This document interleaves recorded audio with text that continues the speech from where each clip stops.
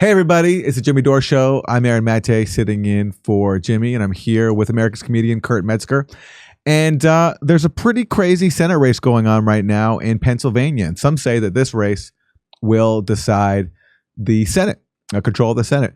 And the choices are pretty interesting. On the Democratic side, you have a guy who just recovered from a stroke and is having a hard time speaking as a result, John Fetterman, facing off with a Trump-backed television star, Dr. Oz, who goes to the grocery store to buy crudité. So interesting race there. And last night they had their first and only debate in Pennsylvania. And let's hear some of the tape. Mr. Oz, turning to you. Do you support raising the federal minimum wage to $15 an hour? Why or why not? You have 60 seconds. I think market forces have already driven up the minimum wage. I was with a hotel worker actually here in Harrisburg a few months ago, and he was telling me how hard it was to live on the $15 an hour that he was getting paid. John Fetterman shoots too low. We want much more money than that. And there are many ways to achieve that. But John Fetterman thinks the minimum wage is his weekly allowance from his parents. He's not really cognizant of the real challenges of business owners who've got to balance that with employees. Thankfully, we have a solution. And John, you didn't answer the question. You can't put businesses out of commission in order to pay more wages because the wages will go to zero, which is John Fetterman's radical plan if you really follow it to conclusion. Here's what I would do. We have one of the richest energy states in the country. I believe if we could unleash the energy beneath our feet here in Pennsylvania, there'd be plenty of money to go around. We'd have increased wages, a more reason for students to take vocational classes to be able to learn trades, which I'm strongly supportive of. We'd also be able to pipe that gas, improve our economy, and reduce inflation. That's a plan that works, and it's humble enough that I can say broadly. Thank you. I want to give you. So he sounds like Daniel Plainview right there from There Will Be Blood. I'm a family man. That means I'm an oil man. Yeah, that's his plan. He won't get behind supporting a $15 minimum wage, but he will get behind fracking. Well, then there'd be plenty of wage for everyone with fracking. Let's hear what John Fetterman has to say. Mr. Fetterman, a 15-second follow-up to what he just said about you. No, again, it's remarkable. He hasn't really had any answer that he actually had about that in his.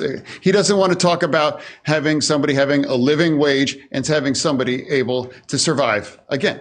And I want to come back to you now, Mr. Oz, for a quick follow-up. What do you say to those Pennsylvanians that he just spoke of that are trying to survive on $7.25 an hour, which is less than all of our neighbors? You have 30 seconds. Oh, I don't think you should have to survive on $7.25 an hour. I want the minimum wage up as high as it can go. I want to highlight that I have an agenda for prosperity, unlike John Fetterman. I want us all getting paid a lot more than $15.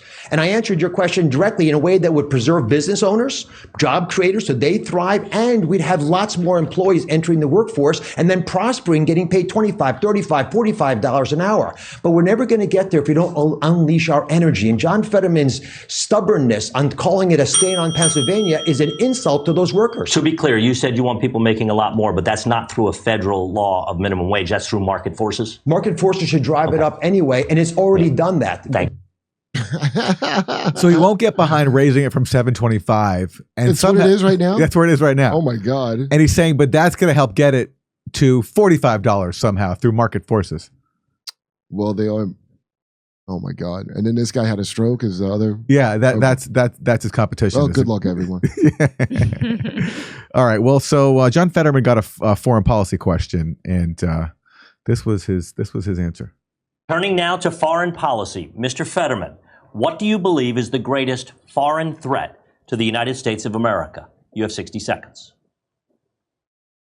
I believe, you know, is right now is China. I believe China is not our friend, and I believe that we can't be able to push back, and we need to stand against China. And I believe that Dr. Oz has chosen to manufacture all of his merchandise on his name on it in China. Which one of us on this stage is going to stand up against and stand firm against China? You know, and I believe that's our single biggest issue right now, to make sure that we address China and make sure that we know that it's not our friend. Did he just get done boxing before this? Well, look, so he's having auditory processing issues because he was recovering from his stroke. Oh, my God. But the fact that well, first of all, you know what? It's actually refreshing that a Democrat doesn't say Russia is the number one threat. He's changing. I don't appreciate that. Yeah, he's changing it up a little bit. China. He sounds like Trump there. Yeah. But yeah, he talks about China's not our friend. I mean, why do we even have to have an adversary? Why do we have to pick How do friends? Dr. Oz and John Fetterman, by the way, affect anything with China policy? What are they running for? They're running for Senate. Does that, why would they need to weigh in on that more than the minimum wage thing?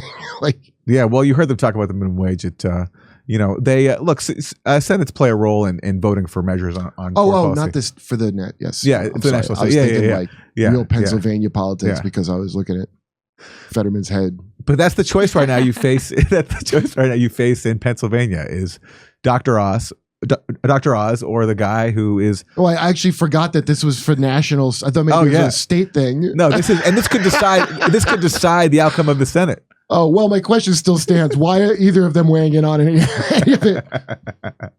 Hey, we're going to see you in Miami, West Palm Beach, Denver, Palm Springs, Austin, Burbank. That's right. The Saturday after Thanksgiving here in Burbank, and lots of dates in Los Angeles in December. Go to jimmydorcomedy.com for a link for all our tickets and join our premium program when you go there too.